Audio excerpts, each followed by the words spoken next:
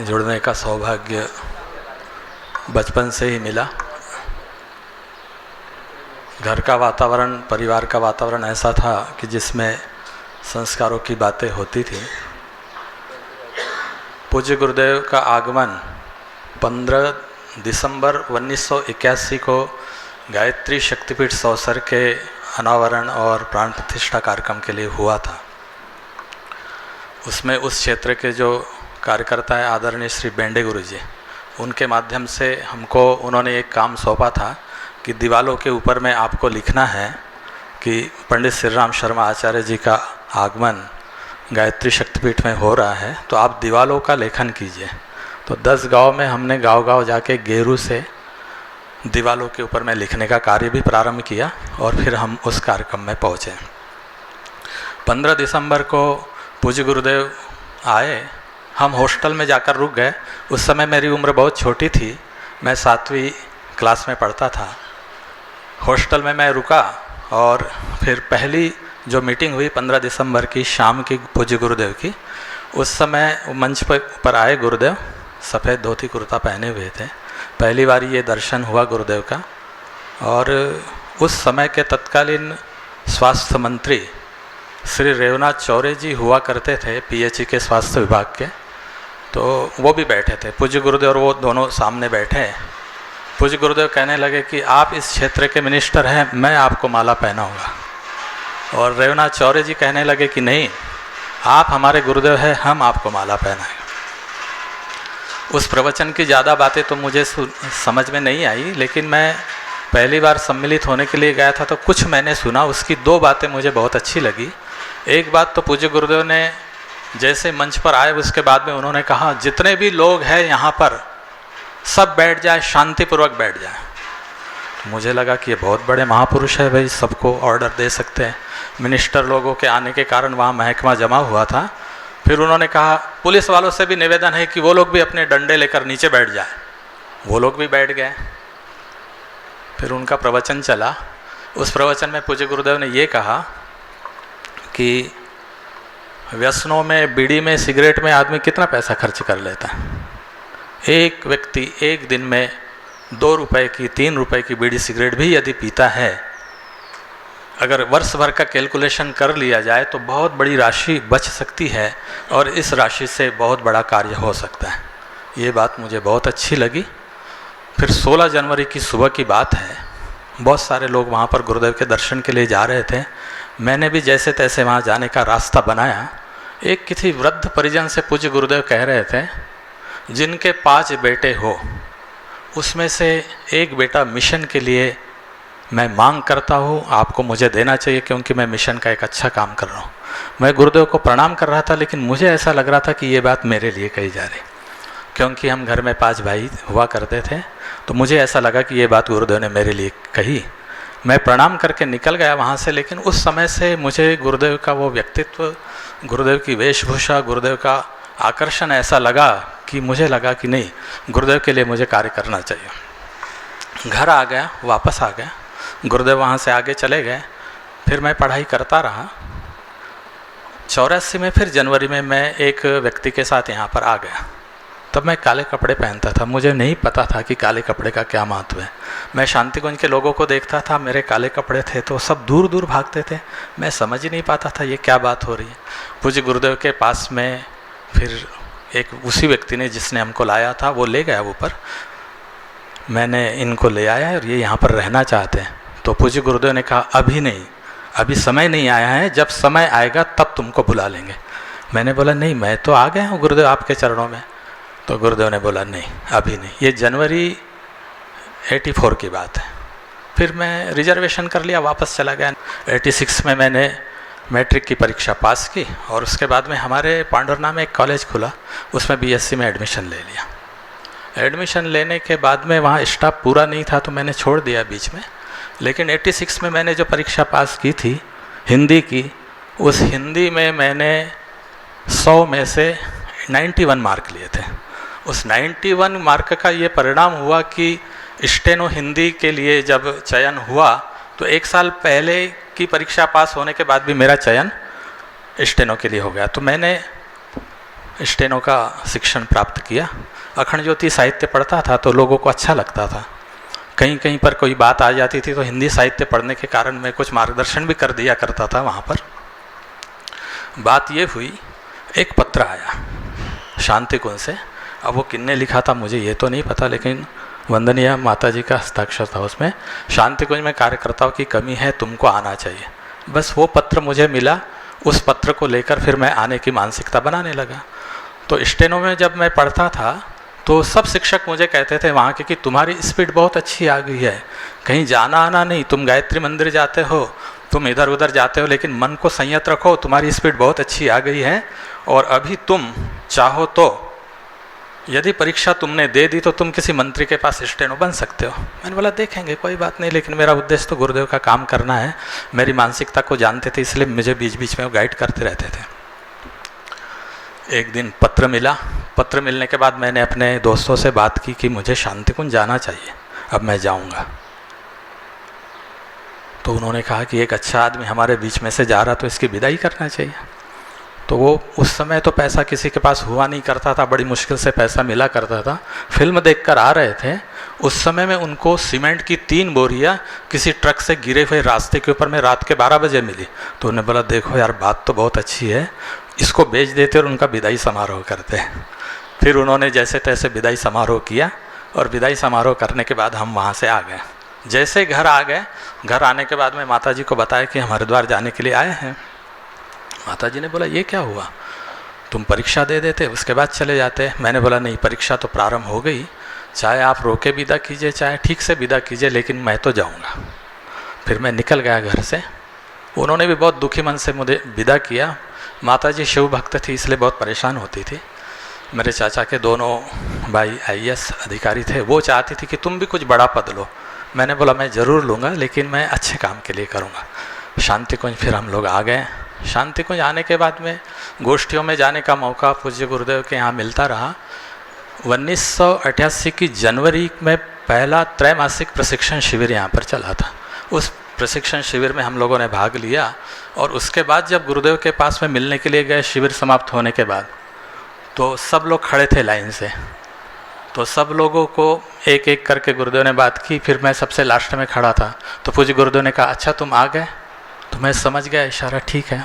इस बीच में ये हुआ कि हमारे जो स्टेनो के पढ़ने वाले विद्यार्थी थे, उन लोगों ने मेरा फॉर्म भर दिया था। ये गया तो है लेकिन आएगा, यदि परीक्षा दे देगा तो ये ज़रूर पास हो जाएगा। इसलिए उन्होंने मेरा परीक्षा का फॉर्म भी भर दिया, मेरी परीक्षा की फीस भी दे दी उन्होंने, और उन्होंने कहा कि ये ज़रूर आएगा।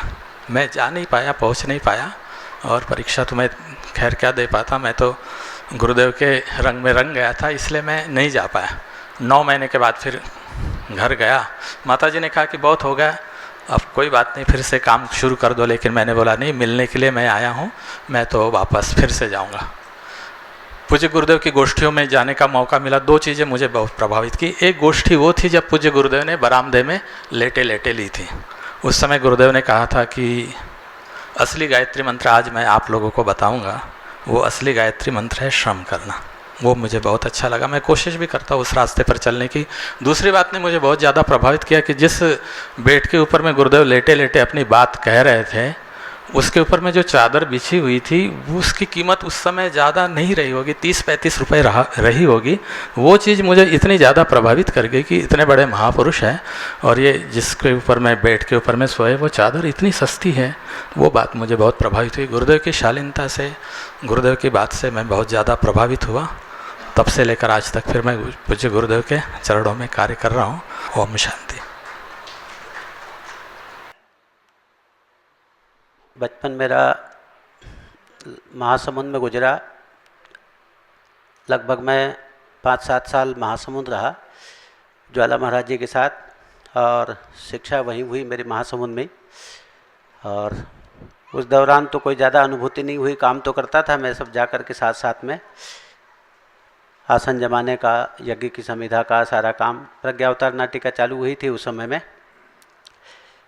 वहाँ के दुबे जी और उपाध्याय जी इस कार्यक्रम को करते थे प्रज्ञा पुराण के बाद में, तो मैं शामिल होता था, अनुभूति होती थी।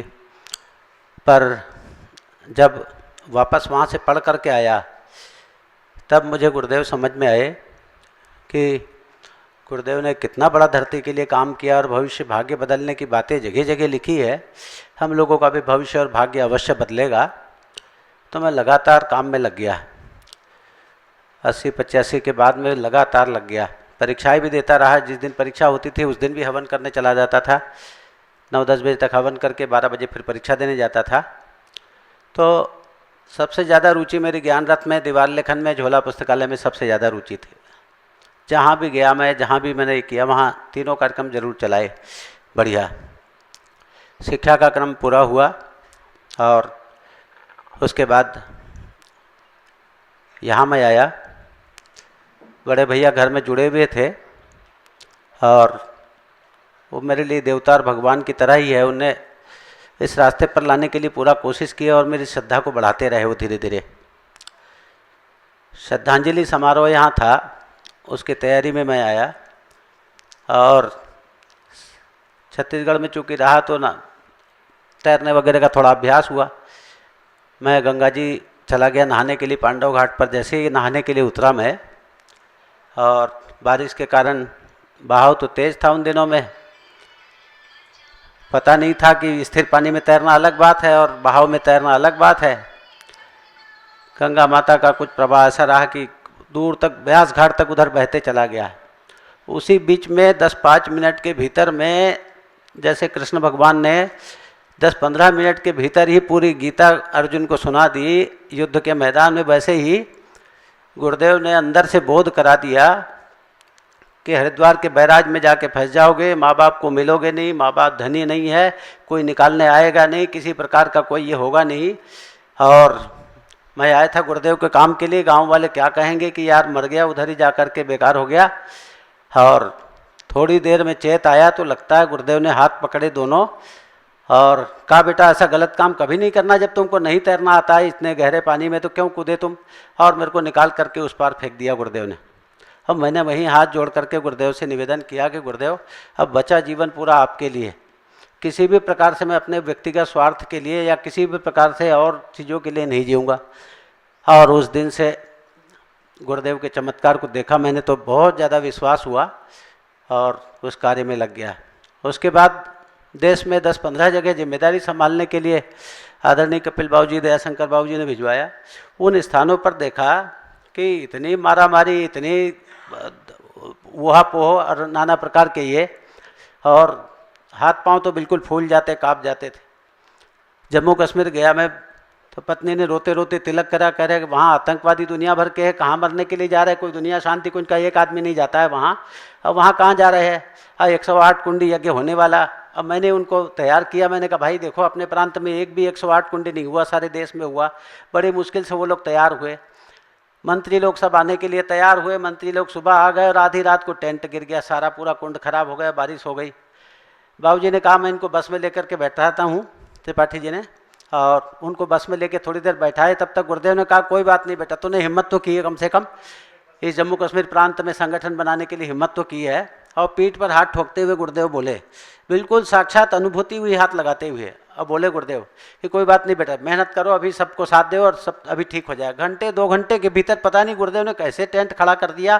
फिर वहाँ घास बिछा करके सब बिछा करके 108 कुंडी यज्ञ चालू कर दिया। मुझे लगता है गुरुदेव ने कैसा किया, क्योंकि पहली बार में लोग जब हार जाते तो ज़िंदगी में कह देते भाई अब नहीं करेंगे ऐसा कार्यक्रम जब सफल ही नहीं होना है। पर बाबूजी की भविष्यवाणी और गुरुदेव का उस समय का देखा मैंने, बहुत गजब का। उसमें एक गुरुदेव की किताब मनोबल की प्रचंड शक्ति, उसमें पहले ही लेख है उसमें कि टाइगर योगी, बंगाल का टाइगर योगी, बचपन से वो कह रहा है कि सारी दुनिया सब लोगों से लड़ सकती है, तो कह रहे शेर से क्यों नहीं लड़ा जा सकता है। मैं ज़िंदगी भर शेर से ही लड़ूंगा और मेरा उद्देश्य ज़िंदगी भर शेर से ही लड़ना होगा। शेर से ही लड़ता रहा वो।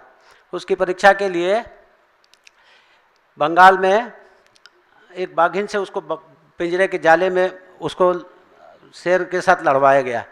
तो वास्तव में पूरा जीवन जोखिम में डाल करके, अब वैसे ही मैंने देखा गुरुदेव ने जहाँ कहीं मुझे लगाया और उस कार्य में सफलता उन्हें आगे के आगे रख दी। एक दिन मैंने मना कर दिया दयाशंकर बाबू जी को। मैंने कहा भाई मैं नहीं जाऊँगा, मेरे को भोगपुर भेज रहा है, रोज़ रोज़ मेरा वहाँ जाना आना है, मेरे को क्यों भेज रहा है त्यौहार के दिन यहाँ।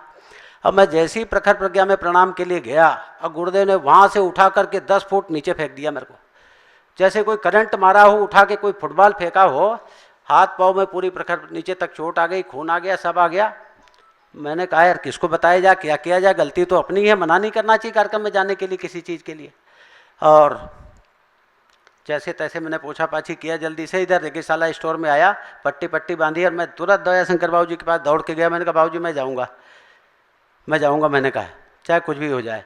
और वहाँ गया, वास्तव में पहाड़ में तो इतनी भीड़ जमा होती नहीं, उस दिन इतनी भीड़ जमा हुई थी, भोगपुर में इतनी भीड़ जमा हुई थी। तब से मैंने कहा गुरुदेव के काम के लिए चाहे कुछ भी हो, मना तो नहीं करना है, किसी भी हालत में मना नहीं करना। जितनी बार बाबूजी का फ़ोन गया, कालीचंद बाबूजी का, मैंने कभी ना नहीं कहा। किसी का कोई फ़ोन गया मैंने नहीं कहा उनने।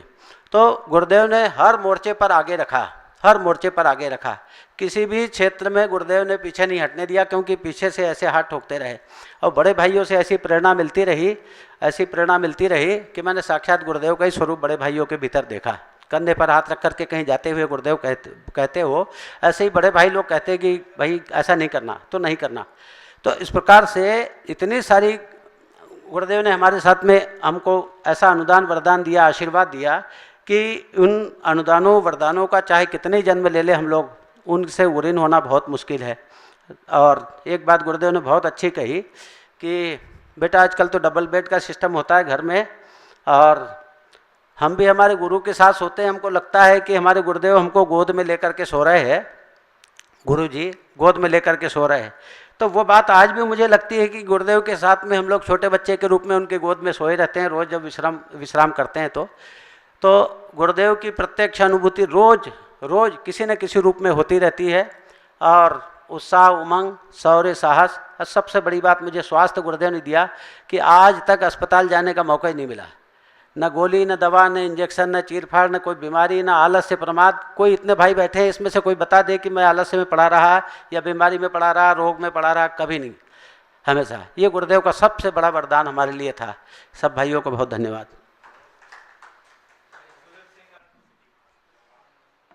83 में सबसे पहले हमारे गांव में, मध्य प्रदेश में, छिंदवाड़ा डिस्ट्रिक्ट से 17 किलोमीटर गांव है, उसमें आदरणीय गंगा सिंह भाई साहब थे। उस टोली में वो पहुंचे। वहाँ पे गांव में बड़ा विरोध, गायत्री महायज्ञ पहली बार हो रहा था, क्योंकि वहाँ पे जो कार्यक्रम करने वाले आयोजक थे एक ही भाई थे, डॉक्टर श्री पूनम सिंह सिसोदिया जी। छिंदवाड़ा डिस्ट्रिक्ट के परासिया के रहने वाले चौहान दादाजी सब जानते हैं, अश्वमेध यज्ञ में सबसे ज़्यादा पानी की व्यवस्था में काम करने वाले, उनकी टीम अभी भी चलती है। तो गुरुजी ने कहा था कि अपनी प्रतिभा, अपनी योग्यता, अपना परिचय का मिशन के लिए यूज करें। उनके एक भी रिश्तेदार ऐसे नहीं जिनके यहाँ पे गायत्री नहीं पहुँची। तो उन्हीं के रिश्तेदार एक जो हमारे गांव में रहते थे, पूनम सिंह सिसोदिया जी, उनके माध्यम से वो यज्ञ वहाँ पे करा रहे थे। तो वो बाद में बताते हैं कि हमने इनको कहा कि 24 कुंडी यज्ञ करना, तो उन्होंने कहा कि हम तो नहीं कर पाएंगे। तो बोले नहीं, आपको तो करना ही है। बोले इतने पैसे कहाँ से आएंगे? तो बोले यज्ञ तू करेगा कि गुरुजी करेंगे? बोले गुरुजी करेंगे, आप चिंता मत करिए। और कार्यक्रम शुरू हुआ। गंगा सिंह भाई साहब का प्रवचन पहले दिन का, पूरे गांव में साउंड सिस्टम था। हमारे यहाँ पे एक खान साहब थे, मास्टर साहब। तो चूँकि हमारे चाचा जी एयरफोर्स में थे, तो रहने वाले बाहर के थे वो, तो चाचा जी ने कहा कि अपना मकान खाली यहीं से यहीं दे दीजिए किराए से उनको।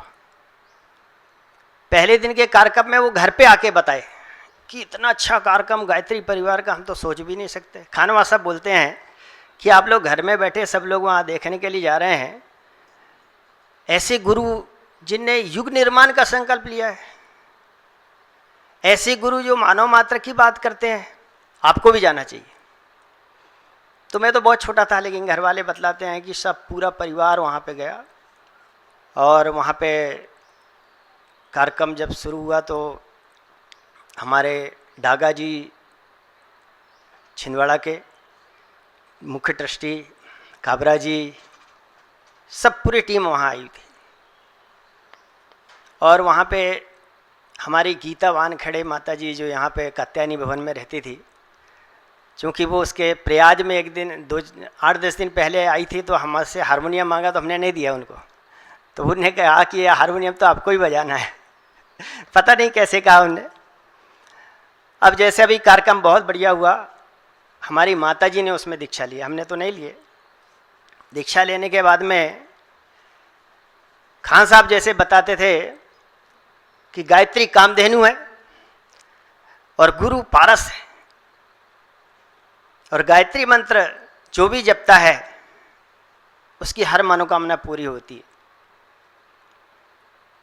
तो हमारे यहाँ माता जी पूछने लगी क्या इससे प्रेत है, कोई तंत्र साधना कोई करता है, ये भाग जाएगी? बिल्कुल, आप गायत्री मंत्र का जप करो। तो जितने हमारे दूसरे भाइयों ने प्रचार नहीं किया, उससे ज़्यादा हमारे यहाँ पे खान साहब ने प्रचार किया, और लगभग आधे गांव से ज़्यादा लोगों ने गायत्री मंत्र से दीक्षा ले ली। हम भी गायत्री मंत्र जपने लगे। उस समय में आधी माला का जप होता, 54 दाने की माला होती छोटी वाली, वो हमारी माता जी ने हमको दे दी कि आप इसको करो। तो हम लोग करते रहे। करते करते उसी कार्यक्रम में घोषणा हुई थी कि छिंदवाड़ा में अगले वर्ष 17 जनवरी को प्राण प्रतिष्ठा है, तो गुरुजी आने वाले हैं। संयोग से इधर पांडुआना तरफ से गुरुजी जब छिंदवाड़ा के लिए निकले, तो हम उमरनाला में पढ़ते थे उस समय में, उमरनाला रास्ते में पड़ता है।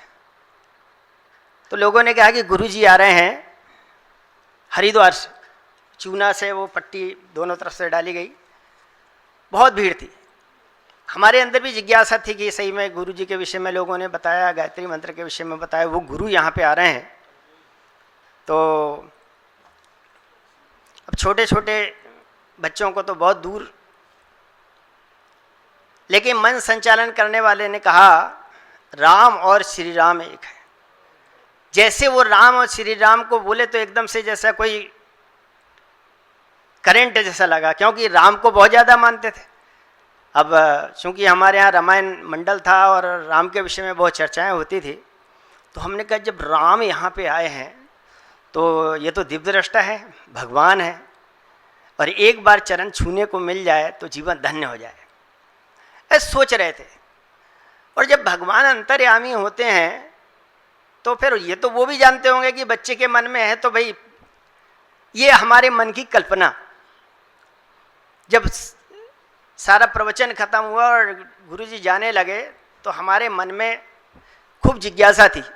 तो पता नहीं कहाँ से प्रेरणा मिली कि आप आगे से आइए। तो मैं घूम करके, और कई सारे लोग थे, उनके बीच में से घुस करके सामने चला गया, और जहाँ से वो निकलना था वहीं पे उनके पैर को छुआ, और जैसे पैर छुआ ऐसा लगा कोई करंट लग गया हो एकदम। 5 सेकंड के लिए गुरुजी रुके, बस एक बार नजर डाल दी। पता नहीं उस समय से एक जिज्ञासा प्रकट हो गई कि ये राम है, राम के अलावा कोई हो नहीं सकते, भगवान राम। अब कैसे आस्था जगी वहां से कि राम को जानना चाहिए, उसके लिए रामायण पढ़ना चाहिए, प्रेरणा। अब घर गए तो हमारे यहाँ शनिवार के दिन रामायण मंडल होता था, उसमें रामायण होती थी। तो शनिवार के दिन हम रामायण में गए तो उन लोगों ने कहा कि ये छोटा सा बच्चा है, चलो इसको भी पढ़ने दो रामायण। तो चौपाई हमने भी बोला, और कुछ धीरे धीरे करके ऐसा अभ्यास में आ गया कि हर शनिवार को रामायण में जाना। एक चौपाई उसमें आती है, उमा कहूँ मैं अनुभव अपना, सत हरि भजन जगत सब सपना। इस चौपाई ने तो जैसे मुझे एकदम झकझोर दिया कि सत्य तो भगवान की भक्ति है, और ये सब पागल लोग हैं, ये सब माया में फंसे हुए हैं। तो घर पे आकर के वही चीज़ में बताने लगा, बड़े भैया वगैरह बहुत सारे लोग थे। उन्होंने कहा बेटा तेरी शादी नहीं हुई ना, इसलिए तेरे को समझ में नहीं आया, तेरी शादी हो जाएगी तो सब पता चल जाएगा। सब लोग हंस रहे थे। तो मैं उस समय संकल्प लिए कि मुझे शादी नहीं करना, अब शादी नहीं करना है। और उसके बाद में जैसे तैसे गायत्री मंत्र की साधना चलती रही। हर दिन एक माला का जप करते थे। और वो गायत्री मंत्र की साधना कहिए या रामायण की प्रेरणा कहिए या गुरुदेव की प्रेरणा कहिए, तो मुझे एकदम वैराग्य जैसे होने लगा कि सत्य भगवान की भक्ति है, उसके अलावा कुछ नहीं है, जो भी है सब बेकार है। उसी समय ऐसा समय बीत गया। 91-92 के आसपास आसाराम बापू जी का कार्यक्रम हुआ। अब उनके कार्यक्रम में जब हम गए तो वो तो और जैसे आग में घी डालने वाली बात जैसी हो गई। अब सोच लिया अब तो भागना है, अब तो आसाराम बाबू की यहीं रहना है। वो गुरु जी कहते हैं कि जब बीज बोते हैं तो उसमें खाद पानी डालते हैं, और खाद पानी डालने के बाद में जब वो अंकुरित होता है, उसमें फल फूल लगते हैं, तो उसकी बागल बना देना चाहिए। यहाँ तक कि फसल पक जाए तो मचान डाल करके बैठना चाहिए, सुरक्षा करना चाहिए, नहीं तो कोई उसको ले जाता है या कोई पक्षी चुग लेते हैं। वही स्थिति हमारे साथ हुई कि गुरु जी की प्रेरणा, गायत्री मंत्र का जप, लेकिन कोई हमसे मिलने वाला नहीं, कोई बताने वाला नहीं कि गायत्री मंत्र की साधना करने के बाद में क्या करना है, कहाँ जाना है। कोई दिशा नहीं मिलने के कारण हम आसाराम बाबू के यहाँ भागने का पूरा प्लान हो गया। लेकिन कब भागे? जब घर में कोई ना हो। तो हमारे बड़े भैया जो कि उसके बीजेपी के ब्लॉक अध्यक्ष थे, तो एक दिन वहाँ पे कलेक्टर साहब टंडन जी थे, उनकी गोष्ठी थी मोखेड़ ब्लॉक में। वहाँ पे बड़े भैया गए, बस उसी दिन सोच ली कि अब कोई नहीं है घर में, यहाँ से भाग जाना चाहिए। और ट्रेन में बैठ करके शाम को जब भागने की तैयारी हुई तो एक दोस्त मिल गया मुझे। उसको ये पता था कि ये भागेगा कभी न कभी। मेरे को जैसे देखा कि ये तो बहुत अच्छे कपड़े पहनता था, आज कैसे पहने, जूते भी नहीं है। तो उन्होंने कहा यार घड़ी दिखाओ। मैंने घड़ी दिखाया। उन्होंने कहा ये बैग में क्या है? मैंने कहा चादर है, साल है। तो कहाँ जा रहे हैं? मैंने कहा कहीं नहीं, चाचा जी हैं यहाँ पे छिंदवाड़ा में एयरफोर्स में थे, वो उनके वहीं जा रहा हूँ। अच्छा बैग दे दो। घड़ी भी ले लिया, बैग ले लिया, भाग गए। वो बोले कि आप भाग रहे हैं, मेरे को पता चल गया। अब वो भाग गया तो फिर मैंने एक क्षण में सोचा कि यार सब कुछ छोड़ दिया, घर छोड़ दिया, प्रॉपर्टी छोड़ दिया, घड़ी और इसमें क्या रखा है। एक बस आई और बस में बैठ के निकल गया। शाम को जैसे तैसे भैया जी जब आए तो उनने पता किया और हमको फिर खोजने के लिए गए। तो ट्रेन तो निकल चुकी थी क्योंकि परासा से ट्रेन थी। मुझे भोपाल में ये लोग पकड़ लिए, मेरे से पहले ये लोग पहुंच गए अपनी गाड़ी से। वहाँ पे जब पकड़े तो ओवर ब्रिज के ऊपर जैसे राम भरत का मिलाप होता है, ऐसे बड़े भैया के आंख में पहली बार मैंने आंसू देखा। तो मैं भी रोने लगा। दोनों भाई जब रोए तो बाकी जो साथ में थे वो भी रोने लगे। तो उन्होंने कहा ऐसा क्या हो गया कि जो आप भाग के आ गए? तो हमने कहा कुछ नहीं, अब क्या रखा है, हम तो पहले से कह रहे कि सत्य तो भगवान की भक्ति है। जो आज वो लोग कहते हैं कि ये पहले से सही कह रहा था कि जो गुरुजी ने आज भी लिखा है कि नोट किसी के पास नहीं बचेगा, और ना आप नोट के चक्कर में चले हुए हैं। अब वो लोग मानते हैं जो हम पहले कहते थे, जो भगवान राम की प्रेरणा से उमा कहूँ मैं अनुभव अपना, सतहजी भजन जगत सब सपना। तो वहाँ से जैसे हम आ गए, आने के बाद में 93 में जब अश्वमेध यज्ञ नागपुर में था तो बहुत सारे लोग आते थे, मीटिंग होती थी। उसमें डागा जी, काबरा जी और हमारे यहाँ पे दयाराम पवार जी जो जिला समन्वयक थे, वो हमारे यहाँ आए हुए थे। तो उसी में मेरे को पूनम सिंह सिसोदिया जी महासब ने बुला लिया और मेरे को उनने परिचय कराया कि ये डागा जी को जानते हैं आप, ये वहाँ पे गंज के बहुत बड़े वो हैं, और काबरा जी ने ज़मीन दी है अपनी शक्तिपीठ के लिए पूरी की पूरी। और ये दयाराम पवार जी को जानते हैं, ये BSNL के वो एक्सचेंज में हैं और इतने बड़े अधिकारी होते हुए इतना पूरा काम करते हैं। गुरु जी तो साक्षात भगवान है, अवतार है, और तुम पागल जैसे इधर उधर भटक रहे हो, आप वहाँ जाओ हरिद्वार। मुझे एकदम बोध जैसे हुआ कि ये जो बात कह रहे हैं। उनने मुझे अखंड ज्योति दी। उसी समय शांति अश्वमेध में आने के लिए उनने कहा, मैंने कहा ठीक जरूर आएंगे। लेकिन घर वाले समझ गए कि ये भाग जाएगा, बिल्कुल नहीं जाने दिए। लेकिन आखिरी दिन मुझे ऐसा सौभाग्य मिला कि नहीं, मुझे तो जाना ही है। और एक दिन सिर्फ माता जी का दर्शन बहुत दूर से हुआ। खूब मन था कि मैं जाके चरण छूऊं और माता जी से मिलूं, लेकिन ऐसा संभव नहीं हो पाया। उसके बाद मैं आ गया घर पे, खूब रोया कि मैंने कोई पाप किया हूँ, जरूर मैंने कोई पाप किया हूँ, इसलिए माता जी का मुझे चरण स्पर्श करने को नहीं मिला। उसके बाद में वो जप करता था, मैं शाम के वक्त जप में बैठा था और अचानक माता जी जैसे एक लोहे का बक्सा था जिसमें गेहूं वगैरह रखे रहते, वहां पे माता जी आके बैठ गए। मतलब ये कोई सपना नहीं था, कोई ध्यान नहीं था, कुछ नहीं, बस मैं जप कर रहा हूं और माता जी कह रही के लिए पैर छू। और मैं जोर से, पहले तो जोर से आवाज लगाया कि माता जी आई है, लेकिन कोई सुनने वाले, क्योंकि आवाज ही नहीं निकल रही थी, वो तो एकदम कैसे थे भावना से। मैं दौड़ा और माला लेके ही गया माता जी की, तब तक माता जी वहां से अंतर ध्यान हो चुके थे। उसी के बाद में फिर एक भाई मेरे पास आया, अजमेर सिंह पटेल, जो 92 में पहले अश्वमेध से समयदान कर रहे हैं। तो उनने कहा कि अब आपको शांति कुंज जाना है, शांति कुंज चलना है। मैंने कहा ठीक है। बोले उसके पहले तेरे को हारमोनियम सीखना पड़ेगा, वहाँ पे कई सारे विभाग है, गाड़ी सीखना पड़ेगा, ये चलाना, कई सारी चीज़। और मैंने जो जो कहा मैं सब किया।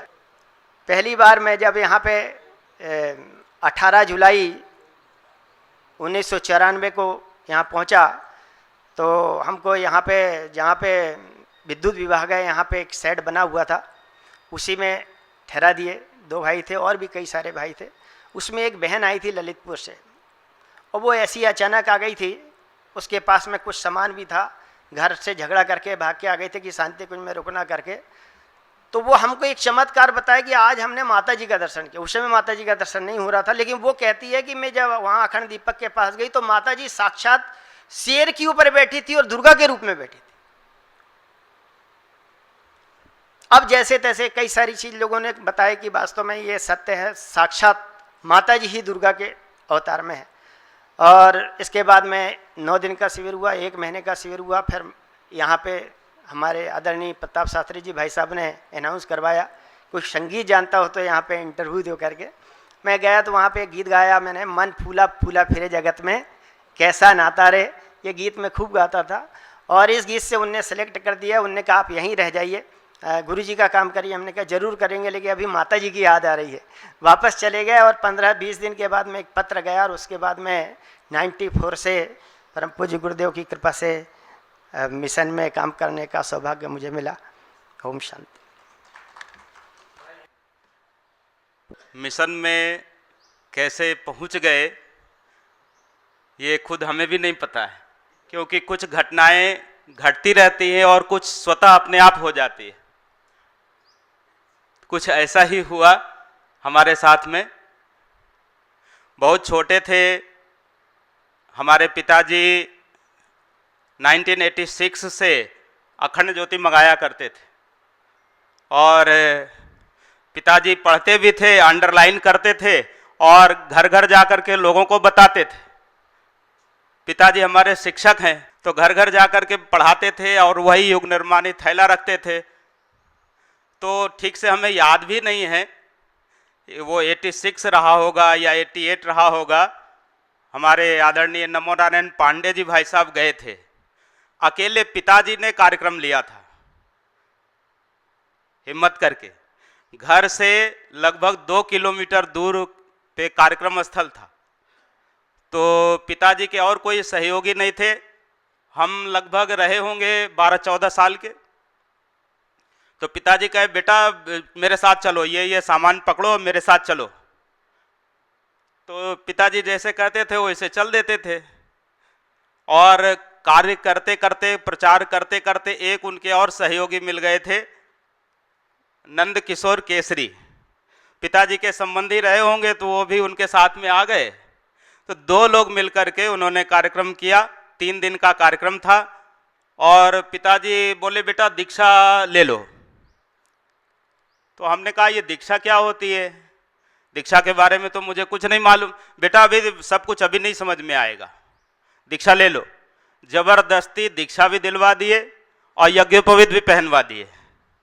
अब जब यज्ञोपवीत पहनवा दिए तो कुछ दिन तो हम संभाल ही नहीं पाए, यज्ञोपवीत निकल गया, इधर उधर हो गया। और उसके बाद बात आई गई हो गई। पिताजी यहाँ संकल्प श्रद्धांजलि समारोह में आए थे या पहले आए थे, ठीक से हमें याद नहीं है। तो पिताजी जब आ रहे थे तो मोहल्ले के लोग और गांव के लोग कहे हरिद्वार जा रहा है, राजेंद्र प्रसाद हरिद्वार जा रहा है, राजेंद्र प्रसाद हरिद्वार जा रहा है। मोहल्ले में थोड़ा एक चर्चा का विषय बन गया, शांति कुंज जा रहा है, गायत्री परिवार में जा रहा है। तो कई लोग विदाई देने के लिए बस स्टैंड तक आए पिताजी को, हमें अच्छे से याद है।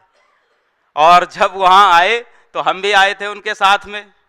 और जब यहाँ से लौट करके गए तो पिताजी माँ से बोले, देखो हम वहाँ से संकल्प लेकर के आए हैं, गुरुजी ने कहा है कि अपने अपने घर से एक एक बेटे को समाज के काम में लगाना है। हम वहाँ से संकल्प, हम 4 भाई हैं, सबसे बड़े हम ही हैं। तो पिताजी ने माँ से कहा कि देखो हम वहाँ से संकल्प लेकर के आए हैं कि एक बेटे को गुरुजी के काम में लगाना है। और फिर बात आई गई हो गई, माँ की बात सुनते रहे। लेकिन हम ये देखते थे कि पिताजी जब अखंड ज्योति पढ़ाने जाते थे और लौटते थे तो कभी कभी बहुत दुखी भी हुआ करते थे, और कभी कभी माँ से बातचीत करते थे। हम छोटे थे, हमसे शेयर नहीं करते होंगे कि आज बहुत अच्छा रहा, आज ऐसा रहा। कभी कभी बहुत दुखी भी हुआ करते थे। एक बार की बात है, हम अपने फ्रेंड सर्किल के बीच में साथ में बोर्ड का एग्ज़ाम हो गया था, मैट्रिक का परीक्षा हमने दे दिया था। तो हमारे यहाँ बिहार में देवघर में बाबा धाम लोग जाया करते हैं सावन मेले में, तो हम वहाँ जा रहे थे अपने दोस्तों के साथ में। तो पिताजी ने कहा बेटा खर्च तो होगा ही, शिक्षक थे, बहुत संपन्न तो नहीं थे, संपन्न हमारे बहुत दादाजी रहे हैं। और तो पिताजी ने कहा बेटा खर्च तो होगा ही, सो ऐसा करो तुम देवघर मत जाओ, तुम हरिद्वार चले जाओ, शांति कुंज चले जाओ। हमने कहा कि हम इतनी दूर की यात्रा कैसे करेंगे, हम अकेले नहीं जाएंगे, और अभी तो हमारे दोस्तों के साथ मन बन गया है पिताजी, अभी आप हमें जाने दीजिए, और अगर आप कहते हैं तो हम जरूर जाएंगे। और वो देवघर हम चले गए और वहाँ से आए, और लगभग 91 में पहली बार 3 दोस्तों के साथ हम यहाँ हरिद्वार आए। पिताजी की जो वेशभूषा देखते थे तो बातचीत के क्रम में एक बार हमने कह भी दिया था, पिताजी मुझे क्षमा करें, आज जहाँ कहीं भी हो। हमने कहा आपके जैसा मुझे बाबा जी नहीं बनना है, हमें पढ़ने में थोड़ा ठीक ठाक थे, हमने कहा कि हमें पढ़ करके कुछ करना है, आप मुझे पढ़ने दीजिए। तो आए 3 दोस्तों के साथ, तो बाहर रुके थे हम होटल में, और यहाँ आए थे आरती के समय। तो आरती चल रही थी, आरती समाप्त हो गई, आरती समाप्त हो गई। हम मंदिर के सामने यूं ही खड़े हैं, अंधेरा हो रहा है, हमारे दोस्त लोग बोल रहे हैं कि विनय चलो, विनय चलो, अब अंधेरा हो रहा है, कहाँ जाएंगे, ऑटो मिलेगा नहीं मिलेगा। फिर चले गए। वो दोस्त हमारे 2 इधर उधर घूमते रहे। हम विश्वासपूर्वक कहते हैं कि तीनों दिन, एक दिन तो बीत गया, दोनों दिन हम शांति कुंज में दिन भर रहे और सब कुछ पता लगा करके और फिर वापस घर चले गए। 91 में हम पहली बार आए, 9 दिन के सत्र किए, 1 महीने का सत्र किए, और बहुत अच्छा कर्मकांड वगैरह हमारे आदरणीय श्याम बिहारी जी भाई साहब सिखाते थे। 91 में शिविर करके चले गए और एक संकल्प लेकर के गए थे। यहाँ से बताया गया था कि एक संकल्प लेके जाओ। तो 91 में जब हम संकल्प लेके गए कि हर पूर्णमासी को हम अपने घर दीप यज्ञ कराएंगे और अपने सभी दोस्तों को बुलाएंगे और सबका मांस मछली छुड़वाएंगे। स्वयं हम भी खाते थे, हमने कहा हम नहीं खाएंगे आज से और सबका छुड़वाएंगे। उसके बाद जब हम वहाँ गए तो देखते देखते देखते देखते करीब हमने 40-50 लोगों का ग्रुप तैयार कर लिया। हमारे घर में 40-50 लोग यज्ञ करने आते थे। 93 में हम यहाँ पर आए। हाँ, 91 में जब हम आए तो डेली माता जी का प्रणाम करते थे, डेली माता जी का आचरण स्पर्श करते थे। एक बार लोगों ने बताया कि माता जी बुला रही हैं सबको मिलने के लिए, तो वंदनीय माता जी के पास गए। बाल बुद्धि थी, ज़्यादा समझदारी भी नहीं थी, तो वंदनीय माता जी के पास जाके बोले, माता जी मुझे यहीं रहने का मन करता है। तो वंदनीय माता जी बोली, अभी नहीं, जा बेटा मैं तुझे बुला लूंगी, जा बेटा मैं तुझे बुला लूंगी। बस हम कुछ समझ भी नहीं पाए, चले गए। 93 में फिर हम यहाँ शिविर करने आए। हमारे यहाँ के एक बहुत अच्छे कार्यकर्ता हैं नारायण प्रसाद जी। पटना का रजवंदन समारोह हो रहा था और ग्राम प्रदक्षिणा का कार्यक्रम चल रहा था, पटना अश्वमेध का। उस समय हमारी राइटिंग थोड़ी अच्छी है, तो दीवार लेखन का काम हमको दिया था उन लोगों ने कि आप दीवार लेखन करो। और साइकिल, 3 साइकिल थे, हम लोग 3 लोग जाते थे। वो घटना मुझे कभी नहीं भूलती। अपने साइकिल पर चने गुड़ सब रखते थे। और एक दिन की घटना है, हमारे सुरेंद्र भैया जानते हैं कि नारायण प्रसाद जी आज भी हैं, और 3 लोग थे, चना गुड़ सब समाप्त हो गया था। एक दिन की बात है कि रात हो गई और उसके बाद स्कूल के बरामदे में हम लोग अपना बिस्तर बिछाए और खाने को कुछ भी नहीं था। तो हम तीनों ने कहा चलो आज पानी पी करके सो जाते हैं। वहीं हैंडपंप था, पानी निकाले और पानी पी के तब तक देख रहे हैं कि उधर से लालटेन लेकर के और माथे पे टोकरी लेकर के कोई हमारे ही पास स्कूल की तरफ आ रहा है।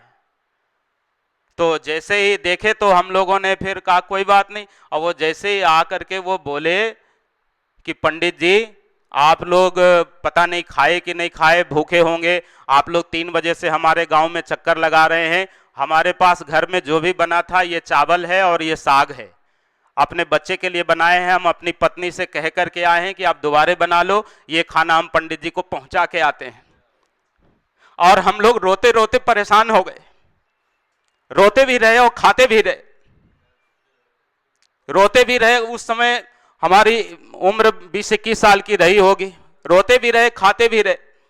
फिर पटना अश्वमेध में आए तो वो गुरुदेव का विराट स्वरूप हमने देखा। पता नहीं कैसे हम चले आए और 94 में बीए का हम एग्जाम देने वाले थे, 1 या 2 पेपर बचा हुआ था। तो पिताजी ने कहा कैसे हम आ गए यहाँ, नहीं मेरे पत्र तो कोई नहीं गया, लेकिन लग रहा है कि कोई मुझे बुला रहा है, कोई मुझे एकदम खींच रहा है। तो पिताजी ने कहा बेटे 2 पेपर है दे दो फिर जाना। लोगों ने बहुत समझाया, हमने कहा कि हमें नहीं पढ़ना है, हमें नहीं परीक्षा देनी है। और हम यहाँ आ गए, 9 दिन का शिविर किए। श्याम बिहारी दुबे जी भाई साहब मेरा मंत्र वंत्र जानते थे, उन्होंने कहा समयदान दे दो। प्रज्ञा 1 में बैठे थे, समयदान दे दो। उन्होंने 2 महीने, हमने बहुत मुश्किल से 2 महीने का समयदान दिया, और 2 महीने का समयदान दिया और देने के बाद फिर हमें बुलंदशहर अश्वमेध के लिए भेज दिया गया। तुरंत गंगा सिंह जी भाई साहब ने वो टेस्ट लिया और हम क्या बोले हमें खुद भी पता नहीं है। चंदन धारण उन्होंने पूछा था, हम टिप्पणी किए और तुरंत मेरा टोली में नाम आ गया। आश्चर्य में पड़ गए। ये घटना तो कई लोगों के साथ बीतती होगी, पर उस क्षण से हमारी जो श्रद्धा और निष्ठा बढ़ी है, आज तक वही दृश्य हम याद रखते हैं। हम फैजाबाद में थे, हमारे टोली नायक थे रामशरण सिंह चौहान जी, वो मैनपुरी के थे, दरोगा थे, टोली नायक थे, और उनका गला बिल्कुल भर गया था, एकदम बैठ गया था, मुंह से आवाज ही नहीं निकल रही थी। तो फैजाबाद में गए थे, डॉक्टर भगवान सिंह वो आयोजक थे। जैसे हम लोगों बैठे वहां परिचय कराया, ये प्रोफेसर हैं और ये हैं, ये वैसे हैं, ये वैसे हैं, और टोली नायक का गला बैठा हुआ। तो जैसे ही वो मंच पर गए, कहे कि आप ही को बोलना पड़ेगा। हमने कहा हमें तो कुछ आता नहीं है, लेकिन हम क्षेत्रों में बहुत काम किए थे। तो जैसे ही मंच पर गए और एकदम बिल्कुल कांप रहे थे, बहुत दूर तो हॉर्न लगा हुआ था, ठंड का महीना था, ठंड का दिन था, और उसके बाद हम इनर भी पहने थे, स्वेटर भी पहने थे। और जैसे ही मंच पर गए तो गुरुदेव माता जी को प्रणाम किए, हाथ भी कांप रहा था प्रणाम करने में। हम क्या बोलेंगे, यहाँ सब प्रोफेसर लोग बैठे हैं, ऊंचे ऊंचे लोग बैठे हैं, हम क्या बोलेंगे, मुझे कुछ आता ही नहीं। आप जैसे ही गुरुदेव माता जी के चरणों में वहां फोटो पर सर रखे तो अपने आप पता नहीं क्यों 2-4 बूंद आंसू टपक गए। और उसके बाद ऐसा हमें लगा, अनुभूति हुई, बेटा घबराता क्यों है, हम है ना, बेटा घबराता क्यों है, हम है ना, जाओ। और बैठे। उसके बाद और लोग बताते हैं, मुझे भी एहसास हो रहा था कि जब हम गायत्री मंत्र बोले शुरू किए तो मुंह सूख रहा था और बिल्कुल पसीने पसीने हो रहे थे। 5-10 मिनट के बाद ऐसा लगा कि 1.5 घंटे हम कैसे बोल गए, मुझे कुछ भी पता नहीं चला। और जब मंच से उतरे तो सब लोगों ने, बच्चे तो थे ही, सब लोगों ने पीठ भी ठोका, और गुरुदेव की कृपा आज तक बरकरार है। ओम द्यौः शांतिरंतरिक्ष ग्वं शांति पृथिवी शांतिराप शांतिरोषधय शांति वनस्पतयः शांतिर्विश्वे देवा शांतिर्ब्रह्म शांति सर्वगं शांति शांतिरेव शांति सामा शांतिरेधि। ओम शांति शांति शांति सर्वारिष्ट सुशांतिर्भवतु। YouTube चैनल शांति कुंज वीडियो गायत्री परिवार को सब्सक्राइब करें एवं बेल आइकन जरूर दबाएं ताकि गायत्री परिवार की विभिन्न गतिविधियों की जानकारी आपको मिलती रहे।